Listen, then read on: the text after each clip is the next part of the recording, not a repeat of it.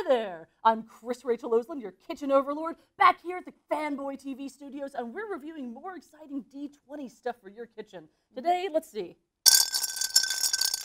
What do you think? Critical success. Critical success at D20 Bowlage. That's right. We got the D20 bowls here for you because we love you. Actually, we got them for me because I love me. It's true. So not only are these great for actually rolling your dice in, but they're great for storing, let's say, all of your other hexagonal things in, if you happen to also have picked up our episode on the mini critical hit cake pan. What do you guys think of these? I think they're really cute. I think that it would be really cool just to have sitting like on your desk to put candy or your dice in. That one I think would make a good soup bowl. The one that doesn't would. have a rim. The one with the rim, not so much. You're going to get it all in his beard. If you play games like Savage Worlds, you can keep your bennies in them and then in one side, and then when people spend their bennies, they can drop it into the other side and it'll make this really great clink noise, which is the best part of spending bennies in my opinion. Yes. So these are actually a little smaller than I was expecting based on the giant box over here that it comes in. Because you would kind of think that, and on top of that, when I think chip and dip bowl, I assume it's something I can fit most of a bag of chips in, whereas I could fit, 2 good-sized dips into it. But if you put it together, it's adorable. It is adorable. I don't recommend actually rolling it on your table or else it'll break. I tell you what, though, I don't think I would use it to feed my gaming group, but when I would be the host of my D&D or Savage Worlds or RPG, meetups, we would have like a little TV tray with food that was for the DM. So he didn't have to reach over his screen, or she didn't have to reach over his screen. So this could be the chip and dip bowl for the DM. Small portions for special people. I like it. It's a good solid, made out of actual stoneware. Yeah. It's machine washable, which is important as far as I'm concerned, because, please, anyone out there making geek things, and I'm looking at you, Star Wars, stop making things that are not machine washable. We are not neat people. We tend to be a little bit messy with these things. The other thing that we're going to bring up is another critical hit die small thing, and that is the the ice cube and technically chocolate mold, though I don't know if I would do it. This was clearly, in my opinion, the first draft of the much larger 4-part pan. You could make ice in the larger 4-part pan. There's no reason not to. This one has a better seal for it.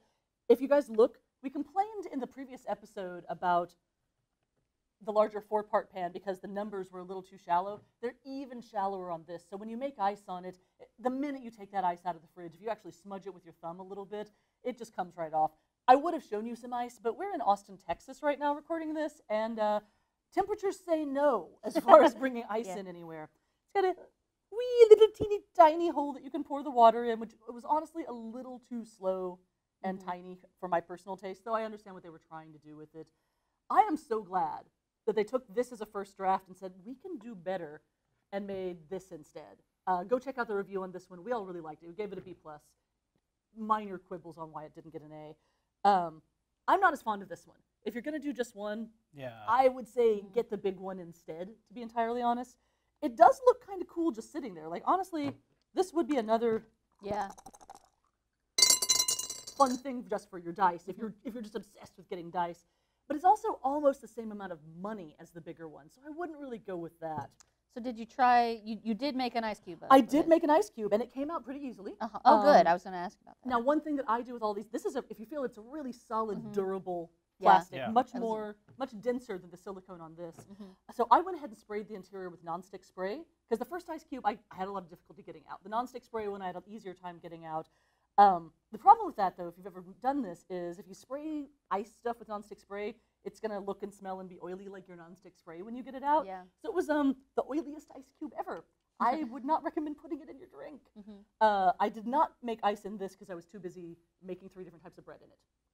So I'm thinking, what if I put actual, like, I don't know, plaster Paris or something here? It's got a tiny little hole. That's true. If you were very patient, you could actually make your own really large D20s out of this and then do whatever. And then crush them against your friends' heads. Yes.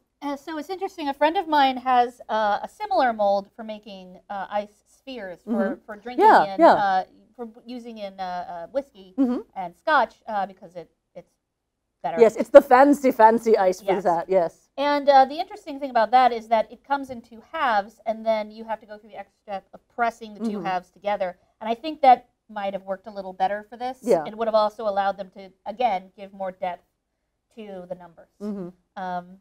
But this is really solid. I gotta say, on all of these things, the engineering has been really good, and I'm not surprised with that because, come on, if you're a gamer, anyone who's putting this stuff together clearly has played D20 based games before, so they're going to be paying attention to the engineering details. Even with this, this locks together quite nicely. It's actually quite, like, I'm having to really shake it here to get it to wobble at all. If you taped it, you could roll it. I don't recommend doing that because it's just too pretty. I think as far as portions go, it is very tiny. If you had, if you have a full team of 4, not counting the GM, you would need 5 of these, and that's a bit much. Well, they're currently $13 each at ThinkGeek. My That's friends not at ThinkGeek that also stock my book, Dining with the Doctor. Thank you, ThinkGeek. So that's not too bad if you were trying to do a laid out thing. And on top of that, again, I like the idea of being able to use half of it as a super cereal bowl because it's just the right size for that. Yes. So if you had a whole gaming family, a family of 4, that wouldn't be that much more than getting a nice stoneware set of bowls. Yeah. And they're nerdy. So yeah, go to ThinkGeek, go to Amazon. I believe that a couple of these are ThinkGeek exclusives, namely this. And all the silicone is a ThinkGeek exclusive, so you'll want to get it from there. Everything's under $20. And I would say that the bowl here, I'm going to give that one an A. Yeah. Absolutely an A. I'd even give it an A+. I mean, I'm not going to give it an A+ because of the size. But I like the fact that also it's dual, so you can use it multiple ways. Yeah. Anyway, come back for more kitchen gadget reviews here at kitchenoverlord.com.